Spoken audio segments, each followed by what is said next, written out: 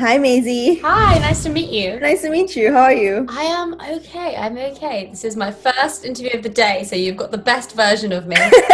What's been going on since everyone's like still in quarantine, right? Yes. So, I mean, everyone in my house is in quarantine, which is very funny. We're all like wearing our masks around the house, being very safety conscious. I've never wiped down so many surfaces. I've never been so clean. So that's nice. But no, it's been, a lot's been going on at the same time as nothing. But it's been really nice, like reconnecting with family and with friends, and kind of, I've been doing a lot of FaceTimes. I think I'm a really good FaceTimer now.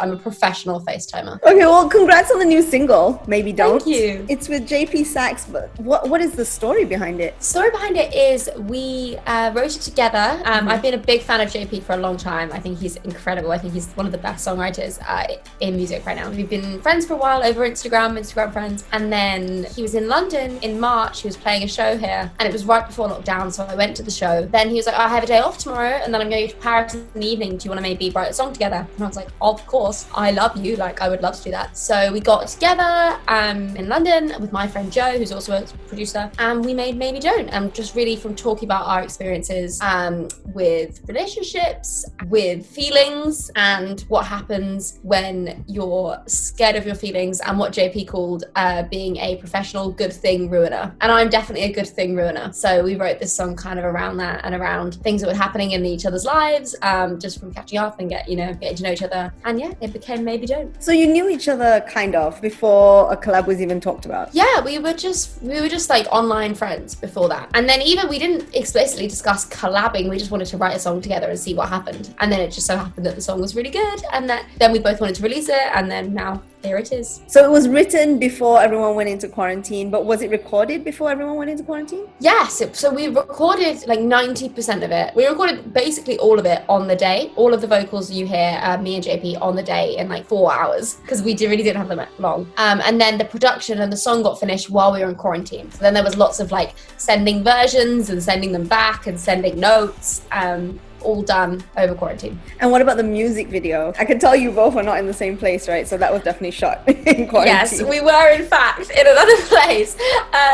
So the music video, I was in England, obviously. I was in somewhere called Margate, and he was in LA. And I worked with this director called Alex Nicholson, which was super fun. And we basically created this world where we could kind of mirror up where we were. So for example, when I was on the beach in Margate, he was on the beach in LA, in Venice, which I think is much nicer than the beach in Margate. And yeah, I just wanted to kind of create this like parallel, almost like Wes Anderson-esque universe where obviously me and JP were both addressing who we were addressing, but then like morphing into one person occasionally, which is why the weird face thing happens, which I love, but I think has been divisive. I think people think it's too weird, but I'm like, never too weird. Well, a lot of the comments on the video were talking about how the best part of the video is you running, so...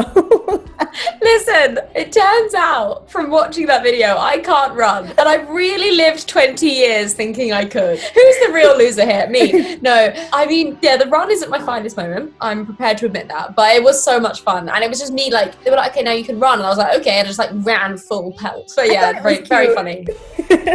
Thank you. I appreciate that. But you also describe your music as being emo girl pop, right? Yes. So who do you listen to when you're feeling like a little emotional? I listen to a lot of different people, but I would say the classics would be Taylor Swift, because I'm a diehard Swiftie. Same. Obviously. And this is like the most commonly known fact about me. I have a playlist called Chill, so sometimes I'll just put that on. A bit of Dermot Kennedy, anything just kind of soft and warm. A guy called Henry Jameson.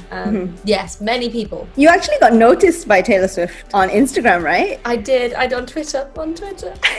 Well, how did you feel when that first happened? I felt like it was the best day of my whole life, because it was the best day of my whole life. It was the best day of my whole life. It was amazing. Obviously, I've been a Taylor Swift fan since I was like 10. So to know that she knows, even vaguely, who I am, even like a little bit she knows who I am, is like mind-blowing. Yeah, and you were also supposed to go on tour with Niall Horan, right? I was, yes. Oh, that's huge. No, I know. Honestly, like 12-year-old me who watched One Direction win the X Factor would have just lost her mind. I would have seen Niall Horan and been like, you are Niall Horan. I'm good. Good. So you've never met him? No, we've never met, but we did text a couple times, and he seems like the loveliest guy, and it's like a real shame that obviously the tour's not going ahead, but obviously for the best and the safest option for everyone, and I'm sure we'll meet someday. Are there any secrets that you can tell me about anything that's upcoming? This is a good question. See, if you know me, you know that I just leak everything all the time. Like, I leak my music all the time. I leak release dates. So you asking me that, I'm like, do I have any secrets? Well, I've got some like fun, maybe don't-esque things coming in very soon. Including there's another video, which I'm not going to say what it is, but it's like one of my favorite things I've done. I think it's so chef's kiss. I think it's so beautiful. So I'm really excited for that to come out. We can expect it before the end of the year? Definitely. We can expect to see you in Malaysia once everything is clear? Absolutely. I will be there as soon as possible. I'll have my skates on. I'll be running across the ocean. Yes, absolutely. I would love to. I'm desperate to come. All right, well, I can't wait until you come over to Malaysia. We're loving your new song, Maybe Don't. And thank you. Can't wait for your new videos to come out as well. Me too. Thank you so much. It's been so much fun.